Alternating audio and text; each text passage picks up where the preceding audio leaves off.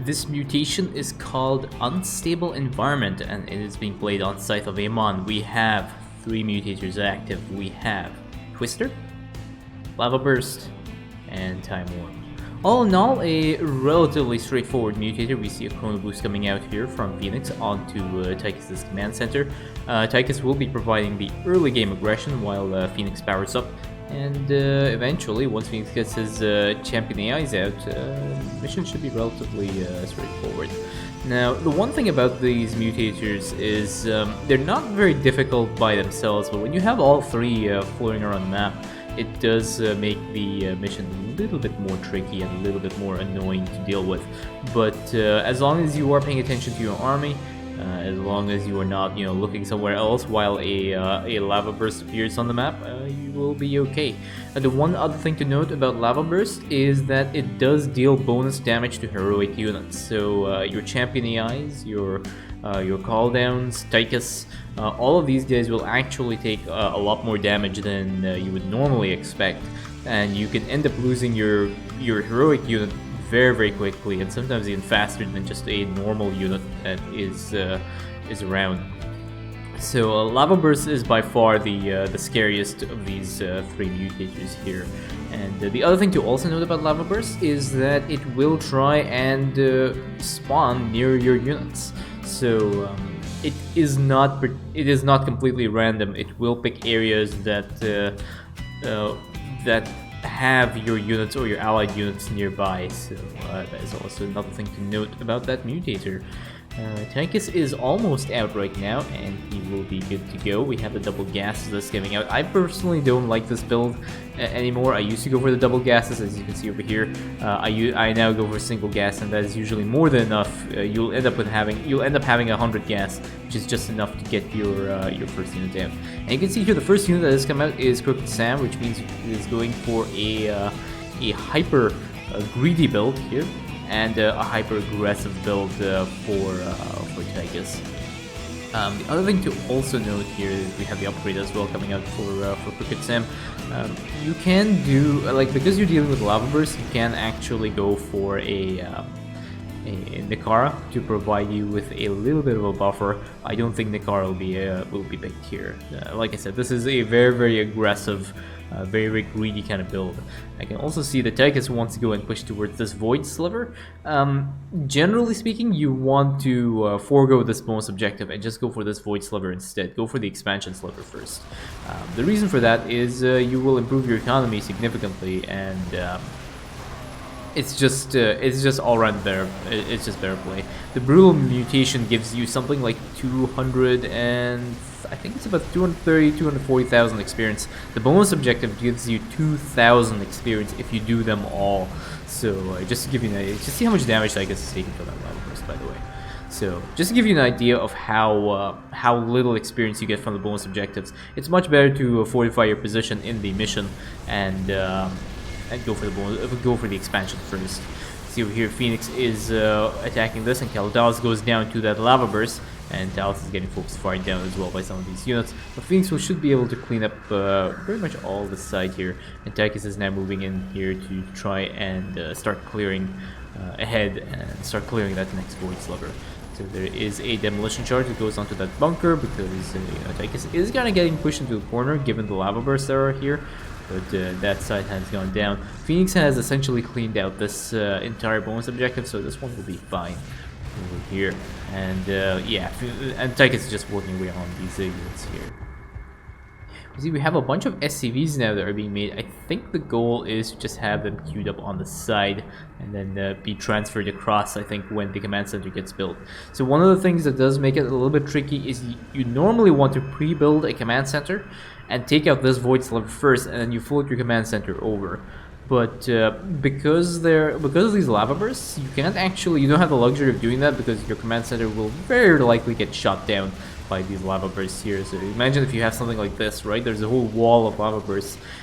You're going to end up spending a lot of time maneuvering your command center around these lava bursts. So it's much better to build the command center on site here. Crooked Sam getting shelled by the siege tank that is parked right over there. Unfortunately, Tychus does not have access to that siege tank just yet. They're just waiting to, I think, to get this attack wave dealt with before they go ahead and push in. And you can see here these SCVs are just waiting to be transferred over. Again, Tychus does have a few resources that he can spend. Generally speaking, I don't do this anymore unless I have the command center already pre-built. It's much better to spend your minerals on.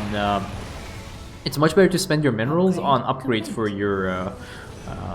your outlaws than not. So there is a tactical airlift over here just to move these things out of the way. And now there is a demolition charge onto these hybrids. These hybrids are going down, and then the rest gets cleaned up over here. As you can see, this is the disadvantage of having such a hyper greedy build here with Crooked Sam. Rattlesnake is now out, but you do not have the amount of healing that you would need when you were dealing with these mutators.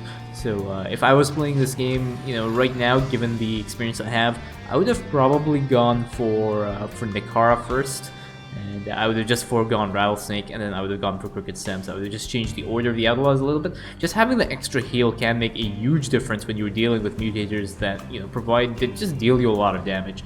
These time warps, if you get trapped in a time warp and you have Amon's army there, it is going to be very, very difficult. You can see here the difficulty in pushing.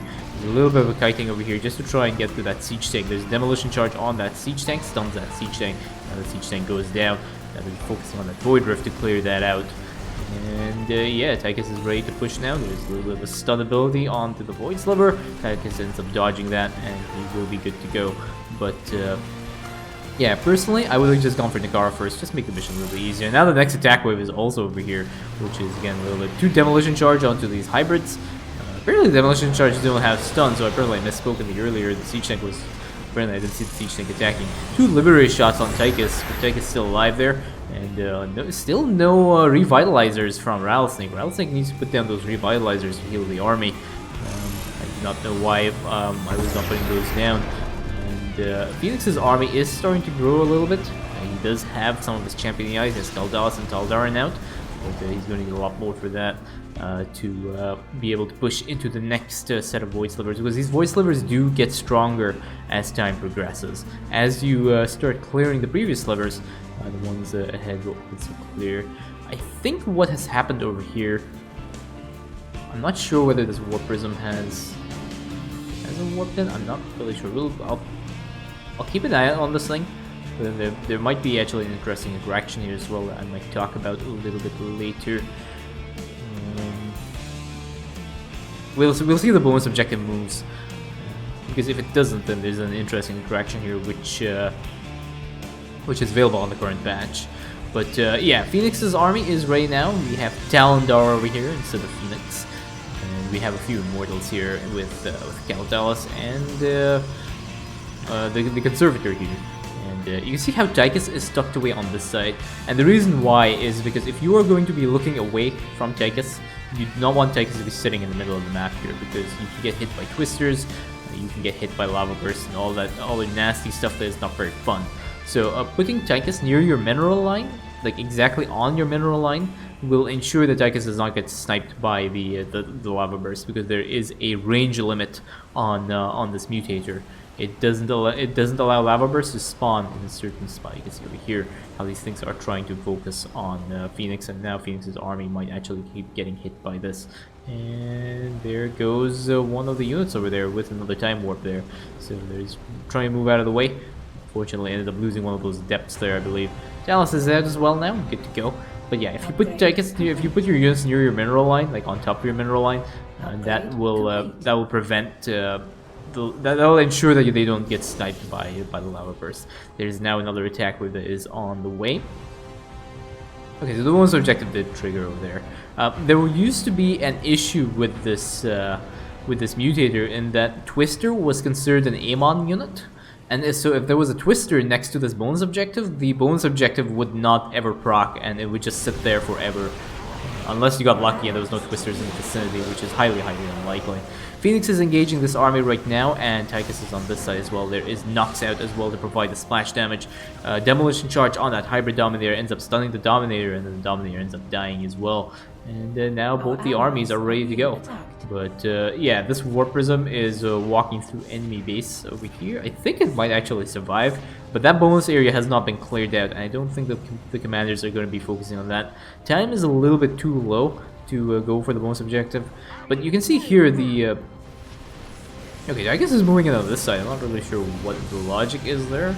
Okay, he decided just going ahead and just push that sliver instead of the one at the back, which might be a reasonable choice given the fact that the back sliver is going to be a little bit more tricky. I think he's waiting for his ally to build up a stronger force before they go ahead and push that back sliver, because that one is a little bit more difficult to push.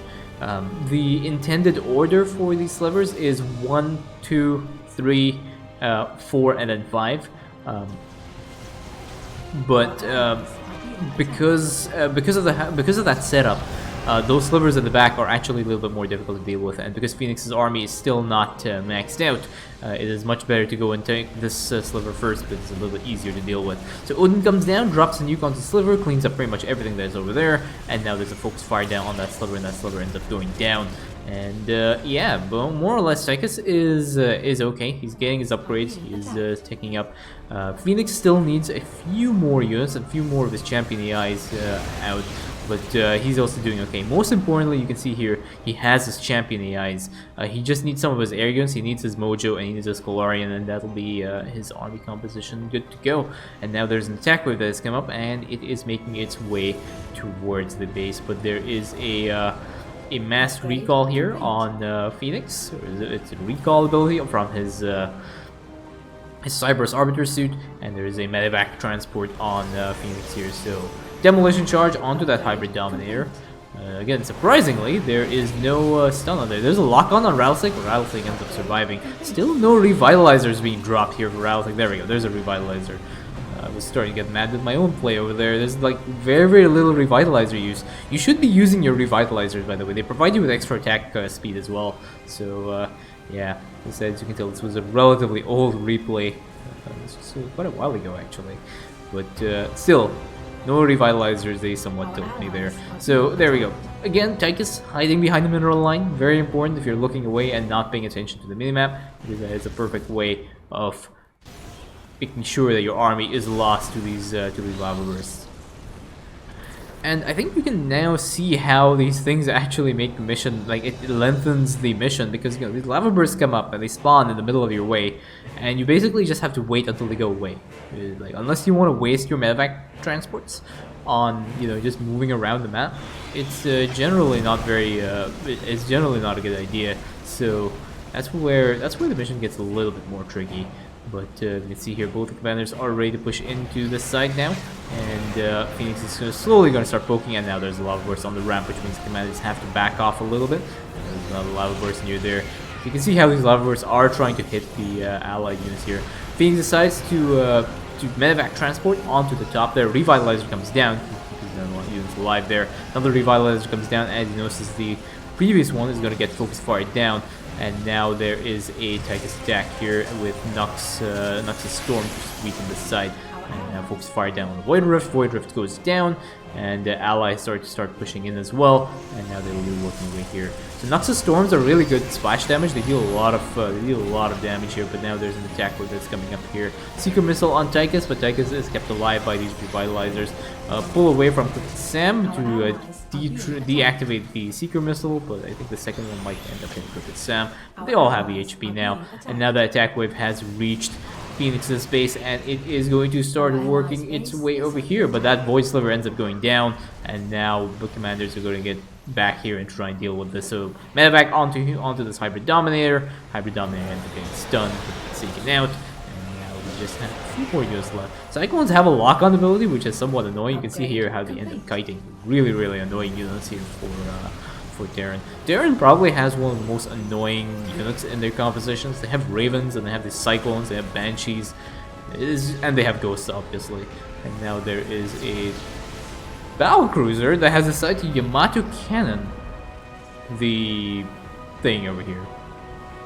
You can see here how these time warps are like affecting these SCVs. So it is reducing the SCV mining rate a little bit, but again, Both commanders are okay. Tychus is in a very dangerous position here because this area is very easily... This area is within range of the lava burst, so Tychus has to try and move around. So there are two choices here. You can either go back here and then push through that enemy camp, or you can go through and push up that ramp over here. And I believe the reason why Tychus is moving on this side, I cannot remember what my logic was, is because it's actually easier to push up that ramp instead of going through that enemy base there.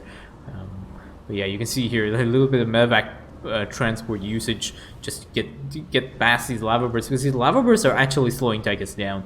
You know, he wants to go in and push into this void sliver, but he can't actually get there because these things keep spawning in the middle of the way, and you really do not want to walk through them, because one misclick, if you body block each other, which is something that can very easily happen with Tychus, you can actually end up losing your entire crew there. So the other thing I have noticed though is there is no Sirius for detection. When you're dealing with a Shadow Tech composition, it is usually a very good idea to drop Sirius there. So there's double lock-on Nux here, and Nux gets focused down by the Hybrid's Plasma Blast. There is a Revitalizer gets dropped down, Lava Burst as well. Tychus is able to handle that attack wave with relative ease. You want to have Sirius in that in your mix there, because Sirius provides very good anti-air damage. So even though Nux has like decent splash damage, having particular anti-air capability is very useful, and additionally also that Sirius provides you with the detection from the turrets here. But Tychus is going to start pushing in onto the top of this ramp now. Nux is a little bit low HP, but Revitalizer comes down now. Nux alive. The rest of the units. You see these Brood Lords now, it's like you have to use Nux with the splash damage because they're kind of clumped up, so that kind of worked. But if you just have Sirius, those missiles will end up taking out the Brood Lords, assuming you have the anti-air ability for the Sirius's turrets. So both commanders are going to start pushing in on this side. Actually, Phoenix's army is kind of small. I think he ended up losing some of his army to a lava burst over there. Yeah, those units are just getting Yamato cannon here, but now there is an Odin that has been dropped, and there's going to be a nuke right smack bang onto the sliver. Instantly wipes out pretty much everything that is there, and now there is a medevac pickup here for Tychus's Outlaws. Tucks them into the corner over here just to provide a little bit of splash damage here. And we have another lava burst that's coming up here onto Phoenix. It just misses Phoenix's army over there.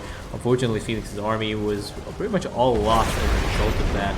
And there is just a focus fire down onto the sliver. A little bit of a dodge over here, and now that last sliver has gone down. All the slivers have gone down, and so has Phoenix's base. But that is the end of the mission, and that is GG.